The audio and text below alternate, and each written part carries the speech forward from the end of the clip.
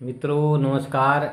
मैं आज आपको कार्तिक शुक्ल पक्ष की एकादशी, जिसे देव प्रबोधिनी एकादशी, देव उठनी एकादशी तथा देवोत्थान एकादशी भी कहते हैं, उसकी व्रत कथा सुनाना चाहता हूँ। इस दिन भगवान विष्णु 4 महीने के शयन काल के बाद जागते हैं। कथा इस प्रकार है। एक राजा के राज्य में सभी लोग एकादशी का व्रत करते थे। प्रजा तथा नौकर चाकरों से लेकर पशुओं तक को भी एकादशी के दिन अन्न नहीं दिया जाता था। एक दिन किसी दूसरे राज्य का एक व्यक्ति राजा के पास आकर बोला, महाराज कृपा करके मुझे नौकरी पर रख लें। उसके बार बार विनती करने पर राजा ने उसके सामने एक शर्त रखी, ठीक है तुम्हें नौकरी में रख लेते हैं, किंतु रोज तुम्हें खाने को मिलेगा, पर एकादशी के दिन अन्न नहीं मिलेगा। उस व्यक्ति ने उस समय तो हाँ कर दी, पर एकादशी के दिन जब उसे अन्न की जगह फलाहार दिया गया तो वह राजा के सामने गिड़गिड़ाने लगा, महाराज इससे मेरा पेट नहीं भरेगा, मैं भूखा ही मर जाऊंगा, मुझे अन्न दो। राजा ने उसे शर्त की बात याद दिलाई, पर वह अन्न छोड़ने को तैयार ही नहीं हुआ। तब राजा ने उसे आटा, दाल, चावल आदि दिए और कहा, तुम पास में ही नदी के तट पर जाकर भोजन बनाओ और वहीं खाओ, किंतु पहले भगवान को भोग लगाना। उसने वैसा ही किया। जब भोजन बन गया तो वह भगवान को बुलाने लगा, आओ भगवान भोजन तैयार है। क्योंकि वह बहुत ही भोला था, उसके बार बार बुलाने पर पीतांबर धारण किए हुए भगवान चतुर्भुज रूप में वहां आ पहुंचे तथा प्रेम से उसके साथ भोजन करने लगे।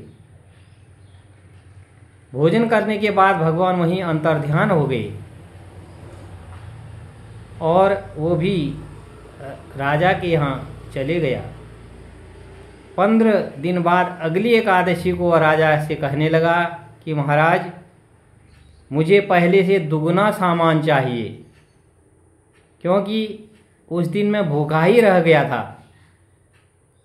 राजा ने कारण पूछा तो उसने बताया कि मेरे साथ भगवान भी भोजन करते हैं, इसलिए हम दोनों के लिए सामान पूरा नहीं हुआ। यह सुनकर राजा को बड़ा आश्चर्य हुआ। वह बोला, मैं नहीं मान सकता कि तुम्हारे भगवान तुम्हारे साथ खाते हैं। इतना व्रत करता हूँ, पूजा पाठ करता हूँ, पर मेरे को आज तक कभी भी भगवान के दर्शन नहीं हुए। राजा की बात सुनकर वह बोला, यदि आपको मेरी बात का विश्वास नहीं होता है तो आप खुद ही मेरे साथ चलकर देख लीजिए। राजा एक पेड़ के पीछे छिपकर बैठ गया। उस व्यक्ति ने भोजन बनाया तथा भगवान को शाम तक पुकारता रहा, परंतु भगवान नहीं आए। अंत में उसने कहा, हे भगवान यदि आप नहीं आए तो मैं नदी में कूदकर अपने प्राण दे दूंगा। प्राण त्यागने का उसका इरादा जानकर भगवान शीघ्र ही वहां पर प्रकट हो गए और उसकी अचल भक्ति को देखकर उसके साथ बैठकर भोजन करने लगे और भगवान उसे अत्यधिक प्रसन्न हुए। उसे अपने विमान में बैठाकर सीधे अपने धाम को ले गए। जब राजा ने यह देखा तो बड़ा आश्चर्य हुआ। वो मन में सोचने लगा कि व्रत उपवास से तब तक कोई फायदा नहीं होता जब तक कि मन शुद्ध न हो। इससे राजा को ज्ञान मिला। अंत में उसे भी स्वर्गलोक की प्राप्ति हुई।